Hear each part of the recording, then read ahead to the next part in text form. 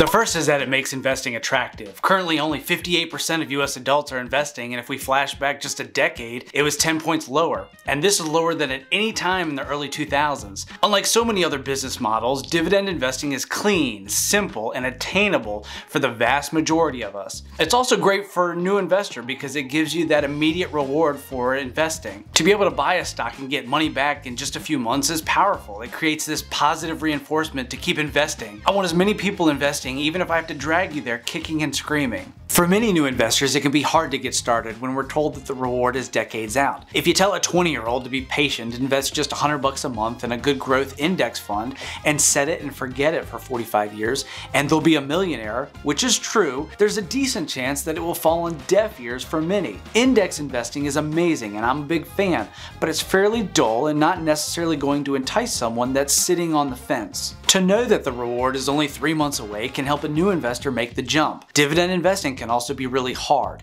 It can get complicated if we don't know what we're doing. There are a lot of mistakes that can be made that can cause you to get inferior returns in the market and dramatically underperform even a basic S&P 500 or total market index fund. There are also tax implications on our dividends, but if we do it right and we're careful, it can be very rewarding and profitable at the same time. This is too big of a topic to cover in a single video, so this is going to be one of several that I'll do on dividend investing. Let's dig in. Okay, the second reason to love dividend investing is that you can be confident that it's not a scam. The internet is filled with advertising and clickbait trying to sell you on easy passive income. Spoiler alert, passive income exists, but it's never easy. If you're looking for easy, prepare for disappointment. Ever since Google started tracking search terms, the idea of passive income has grown in popularity.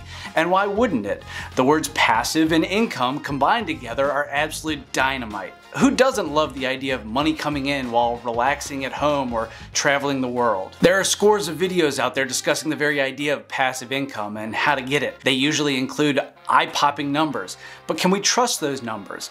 I'm of the opinion that the term passive income is used too frequently and that people are too cavalier with its use. But with dividend investing, it's truly passive if you've mastered saving and investing and you're willing to patiently build up a portfolio over time. I think that most people recognize that there has to be some amount of work to put into creating any kind of income. So dividend investing is a natural byproduct of this interest for those that want to try to build wealth, but are also trying to be realistic about how much work goes into it, and they're wary of the get-rich-quick schemes that are out there. Maybe we've ruled out dropshipping due to market saturation. We know that the lottery isn't likely, and we're not sure we're going to be able to scrape together enough cash for a down payment on a rental property. We can see here that dividend searches almost perfectly correlate to the trend of searching for passive income, at one point reaching the highest ranking that Google can possibly give it. Entrepreneurship isn't for everyone, and because of work and family responsibilities, we may not have the capacity to start a business. But how hard is it to research investing after you put the kids to bed? It's definitely attainable. And third is that it gives us the option for multiple streams of incomes relating to income from both a capital appreciation and dividend paying perspective. You may intend to go into dividend investing with the ultimate goal of being never to have to sell a share, but strategically selling shares is a great way to generate income, and it's perfectly fine to do so. We'll explore that more in future videos. Getting back to the idea of passive income, which is joined at the hip with the idea of creating multiple streams of income. This comes from a famous IRS study that revealed that if you give this video a thumbs up, you'll help me a ton with reaching new investors. The IRS definitely said this in a footnote. It's on page 17. I wouldn't make this up. But in this study, they concluded that the wealthy typically had 7 different streams of income. It seems like a lot at first, as though we need to work a job and have 6 other side businesses to be wealthy. But there's some overlap here, and it's not as much as you might think. The first was capital gains from appreciated assets. This just means the stock goes up in value. When we sell it, we take the gain beyond our basis, and that is our income. Second is dividend income, which is what we're discussing here. Third is interest income, which is something you earn from a savings account or a CD. Fourth is rental income. Think real estate, rental property. Fifth is business income, which is self-explanatory. Sixth is earned income, which is usually just money from a job. And seventh is royalties and selling rights. This would be royalties from music or a book or the rights to intellectual property. Basically, if you have a job, you have money earning interest in a savings account, you have stocks that are appreciating in value, and you're earning dividends on those stocks, you already have 4 streams of income out of the 7. Dividend investing checks 2 of those boxes out of the gate. Nice job. Okay, and the fourth reason to love dividend investing is that we can begin to decouple our time from our income. It absolutely makes sense that if we want to increase our income, there's only so much time we can put into another job. Even if we're a hard worker willing to put in 14-hour days, 7 days a week, we'll eventually run out of the time or lose effectiveness from exhaustion. There's a linear aspect to a traditional job that as we invest more time, we make more money. Investing doesn't work like that. The basic idea is that we buy a piece of a company, and in exchange, as we grow and create more value, our investment will grow and they will return value right back to us, the shareholders. I personally know several people who have taken the dividend growth investing approach, and it resulted in substantial 7-figure portfolios. What I think is not effectively communicated by many in the financial education content creation space is what it takes to get there. Fifth is that investing is the most accessible and attainable path to wealth. There's a popular study of wealth out there done by Tom Corley that broke down the different paths that people took to build wealth. After hundreds of interviews, he concluded that there were 4 paths to wealth, and 3 of the 4 were very specific. The company climbers were the ones who committed fully to their employer and climbed the corporate ladder to reach an executive position. They are the company men and women who bleed for the company. The virtuosos were the ones who were the best at what they did, with very specific knowledge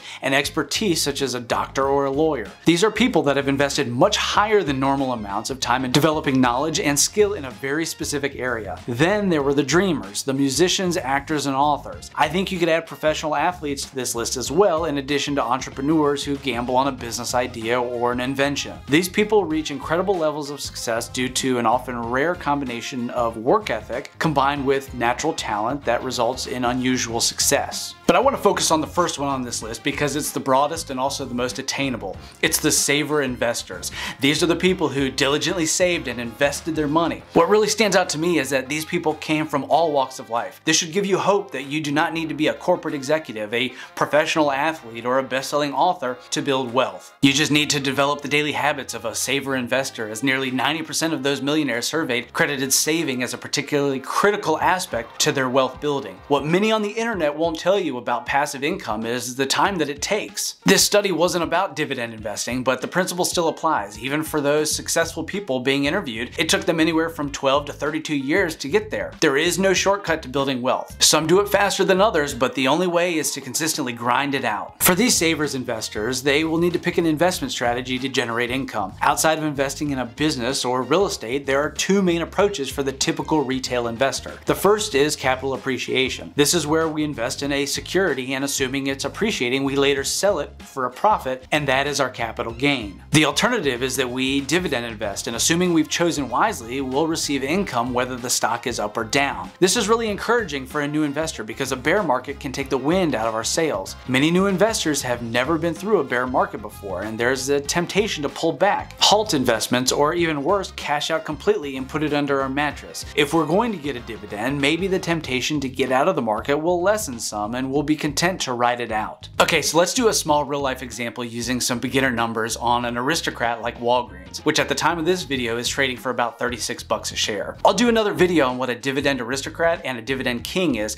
but the short answer is that it's a fairly elite list of companies with long records of issuing dividends. As you can see, it's had its ups and downs, as all companies do. It's currently paying a dividend of about $1.92, which comes out to roughly 4.5%. Let's say you're getting started, so you buy 3 shares for about 108 bucks as your initial investment. Over the course of the next 4 quarters, that dividend yields you nearly $6 on your investment. That may not sound like a lot, but I don't want you to sell it short. Earning that first dollar is symbolic of what we're trying to do here. We then take that $6 and reinvest it right back into buying more shares. If we want to scale it up, we can use Vanguard's 2022 data, which revealed the average account balance to be $141,000 across all ages. This same yield from Walgreens gets us an extra $7,600 a year, or about $630 extra a month. Imagine if you didn't have an average portfolio and you 10x that number every month. An extra $6,300 a month, including pensions, 401k, and Social Security. It's no small feat. I don't do this example to encourage you to buy Walgreens, but just to show you the power of dividend investing. You're working your job, taking care of your family, and all the while you're saving and investing and generating income from your investments by letting your money